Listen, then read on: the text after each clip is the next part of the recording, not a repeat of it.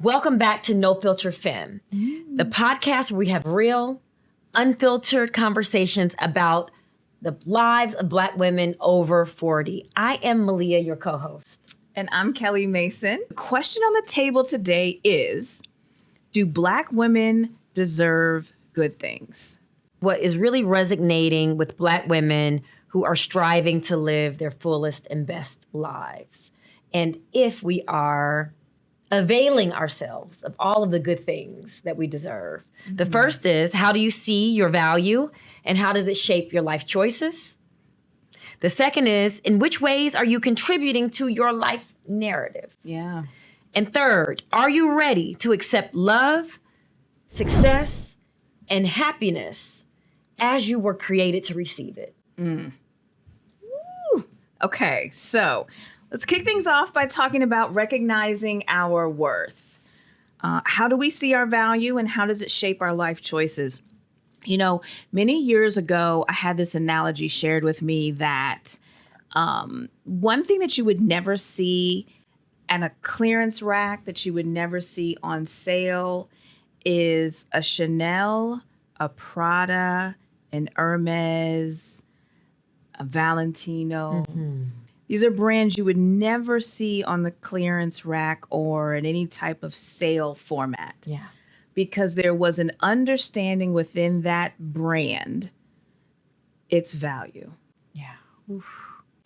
And it's stuck with me for years. And I think it's apropos for this discussion that so many times that internal conversation hasn't really taken place in a space where there's an understanding internally of what my worth is and what my value is. And I feel like it's good for us to start there because before any outside parameters, decisions, discussions, input, feedback, unsolicited feedback. Often unsolicited. Takes place that we have to have the conversation with ourselves because if I don't know my value, if I don't know that there will never be an instance where you will find me on a clearance rack, you will find me on sale. And when I say that, and I'm not even talking about necessarily solely from a physical standpoint, but my time is valuable. Yeah.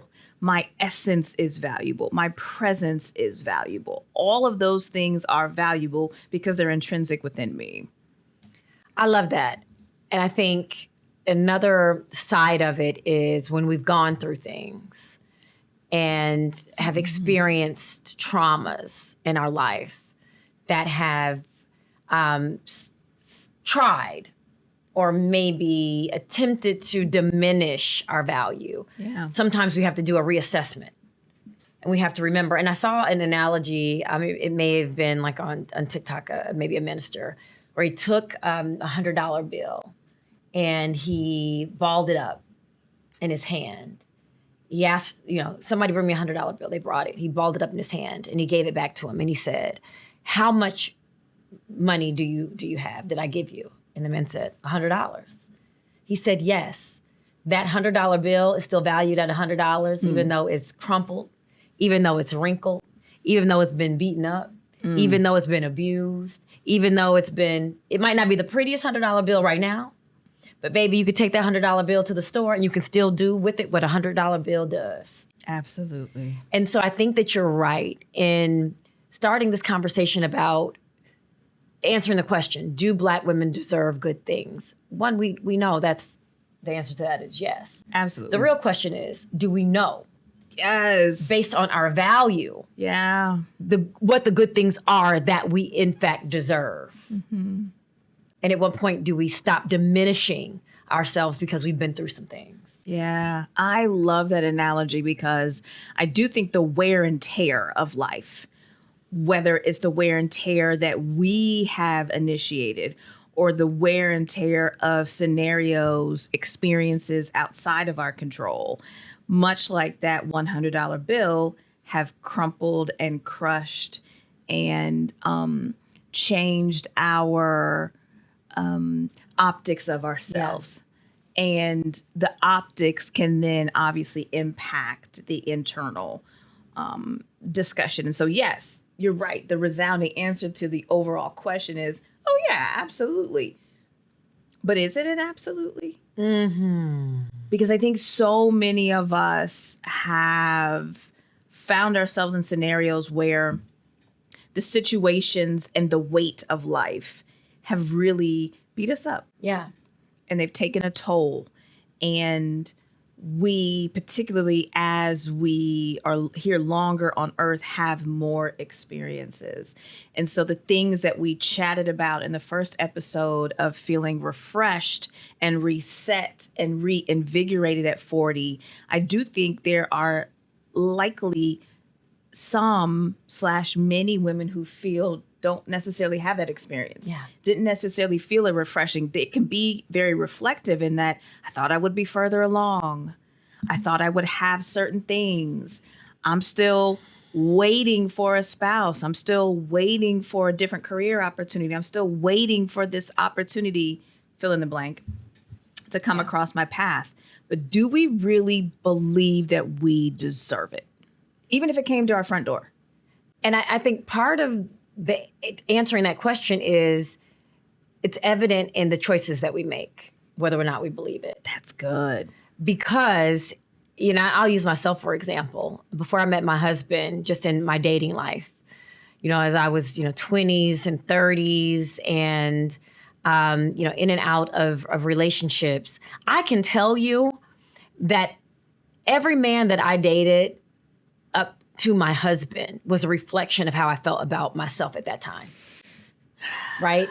It was a reflection of how little I valued myself. Yeah. Because I took what was presented. I didn't make a demand for much, right? Mm-hmm. And part of it was because I felt like if I didn't say yes to certain relationships and certain situationships, that might be my last opportunity because, after all, listen, I'm that crumpled $100 bill. Yeah. And who wants a crumpled $100 bill? Mm-hmm. Right. And so if this man is paying attention to me, if he is offering to take me out on a date, if he wants sex, even if I don't want to have sex, I better do it. Yep. Because if I don't do it, he's going to move on to the next one instead of me recognizing, well, listen,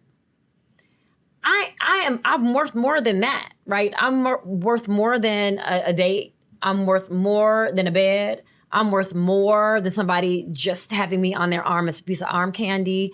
And I would rather wait and be by myself and find peace in getting to know myself, because that's really what I should have been doing during that time that I didn't do a good job of, was using those years to explore. That's good. To learn. Can I just be honest? Yes, please. This is No Filter Femme. I was thirsty. Okay. The thirst was real. I was thirsty though for love and attention. Okay. The love and attention that I didn't quite frankly get from my father. Mm-hmm. That's good. Yeah, it's the truth. That's good. The love and affection that I didn't get from my father, I was absolutely seeking after it in the relationships. And what I ended up with were other representations of an unavailable male love. Oh, that's good. When do you think you recognized that? To be honest, I think I knew it early enough to do something about it and didn't. Okay. Right? 20s, you're reckless. I was reckless. Mm-hmm. I was just living. I don't think that probably in my early to mid 20s, I was conscious of, that was sort of driving the behavior. Mm-hmm. But probably, right around mid 20s, late 20s, definitely early 30s, and at that point, I've, had a few counseling sessions in my life, met with a few therapists, try to figure some things out. Yeah. To give language to what the cycles that I was repeating in my life. So that helped me understand that, girl, you are seeking something that you will never be able to recreate in another man. That's good. Right? You have to resolve these daddy issues that you have that are impacting, going back to value, that are impacting the way you're seeing and assessing your value. And until you do that, you are going to continue to date different sides of your dad's personality. The good, the bad, and the ugly. And so I cycled through that a few times, a few more times than I would like to remember, hey, and if you see me, hey, hey, boo. Hey, boo. you know who you are. But if you don't say anything, We neither one, don't say nothing. We don't need no comments. nobody will know who you are. Keep it cute. Keep it cute. But you make a great point because so I was abstinent for 17 years in that time that I was in ministry. And when I got to the dating scene in my late 30s, I felt a different lack of worth because I wasn't well versed in the bedroom. I wasn't well versed in relationships. I was very green. I was very naive. And so I really believed a lot of what I had heard societally, that as a Black woman, there were only so few options. Yeah. I mean, if I was interested in partnering with a Black man, Yeah. the options were very limited, very few. And I felt, well, I'm way behind the curve here. Yeah. And so my lack of worth was slightly different in that I didn't really think I had much to offer because I wasn't as experienced in many different areas. And so like you, I entertain some jokers that, girl, why? I know. Just even entertaining. And I'll never forget this conversation I had with this one guy. And I actually really appreciate it. And I told him I appreciated him. He said, this was after I had been doing like some online dating and in-person datings and gone to some socials and mixers and was having a good time, but found that every single time around the 3 to 4 week, maybe 2 month time period, I would get ghosted. And when I met him, he came in guns blazing because I was like, oh no, it's a clank clank. Yeah. Bro, I'm 17 years in. Now, I know what the woo-woo and the wooing and all that, but the woo-woo ain't gonna make the panties drop. Right. Okay, right. So he finally had a very honest conversation with me. He said, I'm gonna tell you what really probably many men before have not said to you. The reason you get ghosted, the reason they walk away is because you actually mean what you say. Ooh.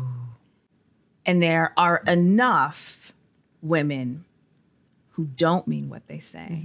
And because the numbers aren't in your favor, it's like, well, she really means this thing. So let me tiptoe on over here. Yeah. But in my mind, I was reading this as, well, they just keep leaving me. It felt like a constant rejection of me. And I was already walking into the scenario thinking, I'm so far behind the curve, I don't really have much to offer. But similar to what you were sharing, I had to decide within me, no, this was not a connection for me. Yeah. But until I figured that out, until I started having some internal conversation of, but no, this is really what I deserve. Yeah. I just kept settling for, well, I'll just meet the next one. Yeah. And the next one will be different. And the next one will be better connection. I mean, I think it's hard to define what you want when you don't know who you are. That's true. You know what I mean? And so That's I think true. because you had that time alone, for those 17 years, like that you were really able to like connect with yourself because you were just with yourself. Mm-hmm. You arrived in a dating situation a little bit more clear about, okay, still maybe naive, but inadvertently like, no, like he said, saying what you mean and meaning what you say, which probably made a lot of men uncomfortable. I think the flip side of that, when you don't know who you are, or you are living out of a place of unhealed trauma, and you are sort of accepting what's dropped at your doorstep because, and it circle back to the same thing that you said inevitably, which is, rejection. Yeah. Like I'm feeling rejected. And in yours, it was positive because they were rejecting you because, you were setting some boundaries, like you were defining some things. For me, what I realized is, baby, you can give it up all you want. It's not going to make a man want to be with you. Yes. It's not going to make a man want to wife you. Yeah. I mean, can we just have that conversation? Do Black women get what they deserve or deserve good things? again, the answer to that is yes, but are we putting ourselves in a position to get those good things? And I got to tell you, I accidentally ran up on this with my husband. Like, I met my husband and he happened to live in Washington, D.C. and I lived in Miami, Florida. And we met out. And, you know, I've never been sort of a big one night stand person anyway. So his one opportunity would have been that night. That was the night we met. And then he went back to DC. And so we dated long distance for a period of time. Okay. I can't say that if he had lived in Miami with the mindset that I had then, that I wouldn't have probably given more of myself sooner than I wanted to. And I'm not quantifying that time for anybody else but me, and what hadn't worked for me in that point, right, up to that point, right, which was giving too much too early left me ghosted, hurt, rejected, and feeling like, listen, I haven't gave away some free booty. Yeah, man. For what? A ghost. For what? Trading booty for a ghost. For what? Yeah.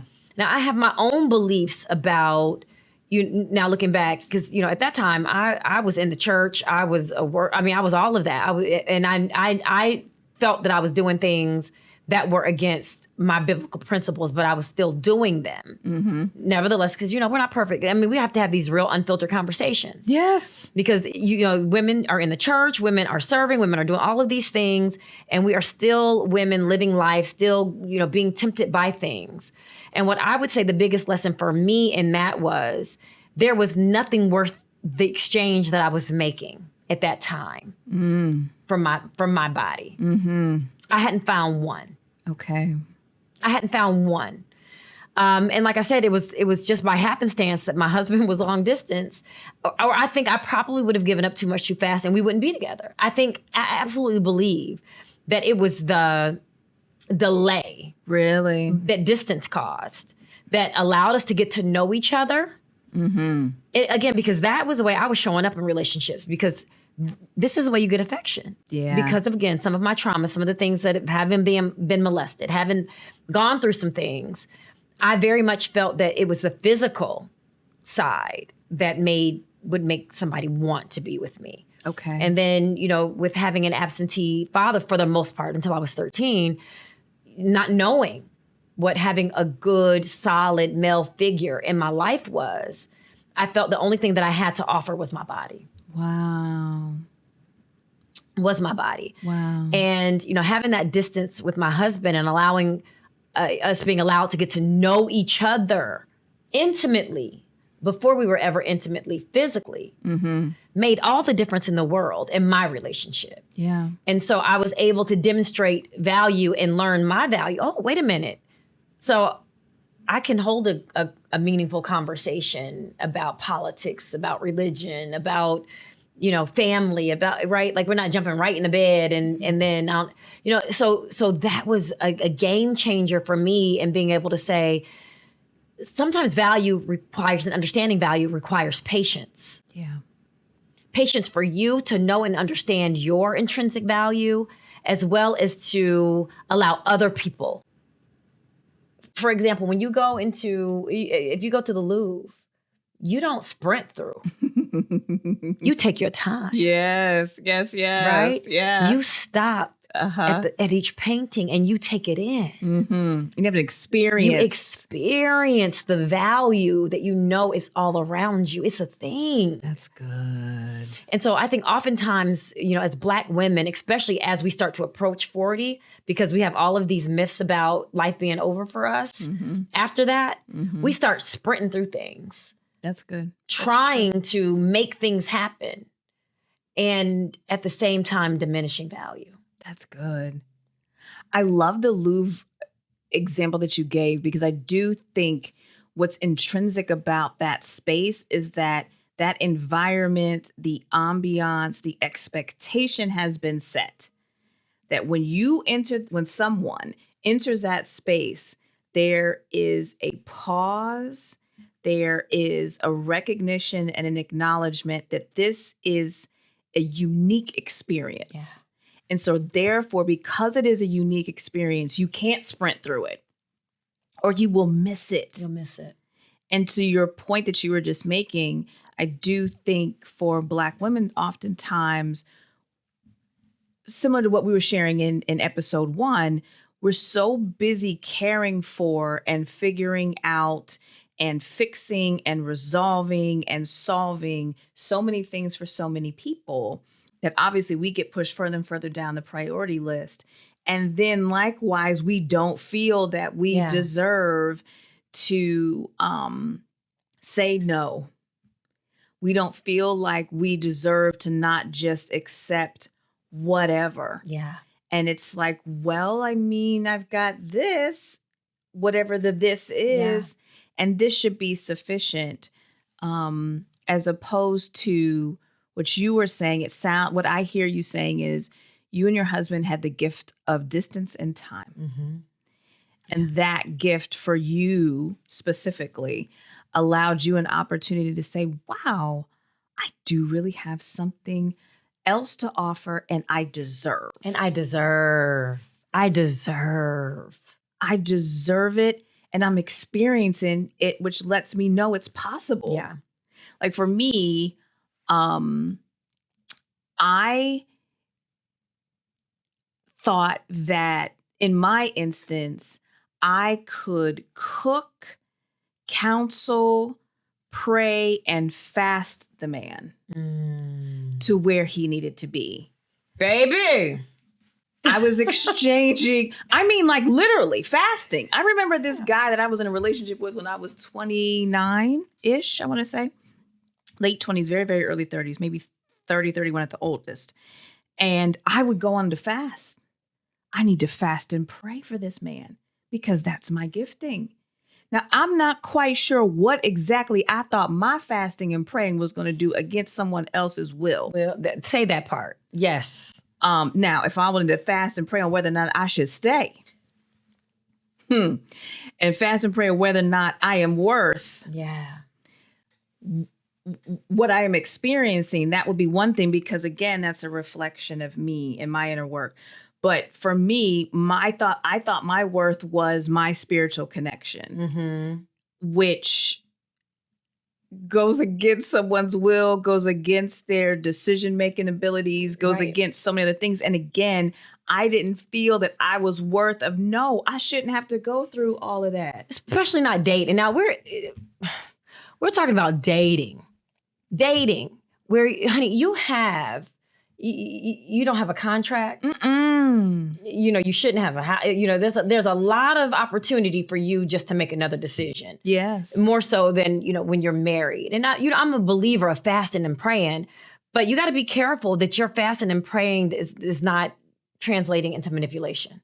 And it's such a gray and fine line. And I love that you made the distinction of, but yeah, fasting and praying when we're in a covenant, we done stood before a bunch of people. We got legally binding documents. We have commitments, whatever that may look like. But somebody that I'm dating. Right. Like you literally can just make a different decision. Yes. But we don't want that. Like we want to manipulate the situation because we have told ourselves that this is either all I'm worth or deserving of. And this has to work. And I mean, let me tell you something. That thing is so powerful, like so powerful that it will drive you mad. Yeah. Because you are literally trying to force a square peg in a round hole when you don't have to fast about anything. You don't have to pray about anything because everything that is driving you to feel like you have to do that is telling you that this is probably not the situation or relationship for you. Yes. And baby, why do you want to marry a man that you've got to manipulate into being in a relationship with you? Because if I've got to manipulate him to be in the relationship, you're going to have to manipulate to keep him. I had this dear friend who said to me one time, she said, this is many, many years ago. She said, Kelly, men are like taxi cabs. I like where this is going. Right? This is where this is going. You can tell this was many years ago because this was pre-Uber, pre-Lyft, I like it. Like all the right, the old school yellow cab, taxi cabs. Yes, ma'am. If you can envision that, like in like a New York City, like a Chicago, like a LA, where you're just hailing a cab, straight Sex and the City, Carrie Bradshaw and Crew style. She said, men are like taxi cabs. They will ride around. They will even perhaps, look at potential passengers that may go into their vehicle. They may even stop, have a conversation. But until they flip on that on-duty light, Talking good. there's nothing that you can do. And I thought it was so poignant, and I know that may seem controversial for a modern day conversation, but I think the merit of it is still very valid in that whether it's a man, whether it's a woman, until that individual decides, I am in this. Yeah. You can fast and pray. You can give up the booty. You can cook. You can clean. You can be everything and then some. Yeah. But until they make that decision, there really isn't anything you can do, which goes back to what is your worth and your value? Right. And why are you trying to continue to stick that square peg in a round hole? Yeah. Right? Because you're likely doing that because you feel like this is your one shot. This It's train out is of leaving. desperation. Yeah. Especially as we start to age. Yes. Because if one more person asked me, when are you getting married? If one more person asked me why you know what I mean? And so that societal pressure, do not let that back you into a bad situation. Because again, it is not that relationships aren't work, because they are, but it shouldn't be hurtful work. Yeah. Right? It should be, co-laboring in a way that you feel supported, empowered, encouraged, and loved and protected through. Right. And not that I'm striving for baby, if you have to fight for his attention now. Now in dating, there is nothing that you are going to be able to do. Oprah said this, and I love it. She said this years ago when she had the Oprah show, and I was younger, and this stuck out to me even then. She asked the lady, can you, if you are with this man today and he never changed, like never, this was the man that you have today that you're going to have 60 years from now. Can you live with him as he is today, 60 years from now? And that's really the question is, can you live with it? It doesn't mean that they won't change. Right. That God can't change them, that they can't will themselves to do something different and make better decisions. But when you're in a dating relationship, that's your question.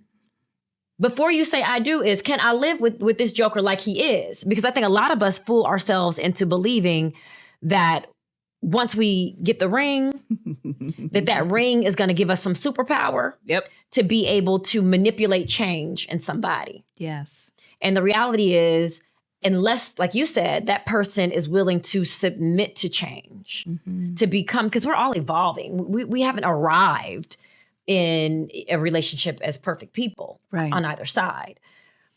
But both parties have to be willing to do the work. Yes. And see the value in the relationship. And I know this isn't a conversation solely about relationships, but I think when you're talking about, do Black women deserve good things? I think at the top of the list for us, it is our romantic relationships, because that is where we are hurting and suffering the most. Yeah.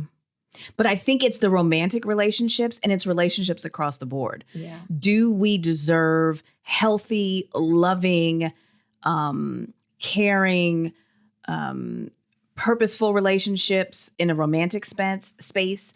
Do we deserve productive, respectful career relationships with coworkers? Do we deserve healthy relationships with family that aren't riddled with shame and guilt and obligation and ridicule when we decide to make different decisions? I think the conversation is still good across all of those spectrums. Do we deserve, even within ourselves, we're in this soft girl era, and this, which I go back and forth with that term, but I think as Black women, we are finally getting to a space of, I deserve a life that isn't always struggle and stress and hard, with a partner or without a partner, but particularly with a partner. Because why are we doing all this to get? Why am I doing all this struggle to exist, to thrive within the context of a committed relationship where, babes, we should be lifting each other up. Yeah. Right? We should be helping each other. We should be supportive of each other. And so I think it's, a prudent conversation to have.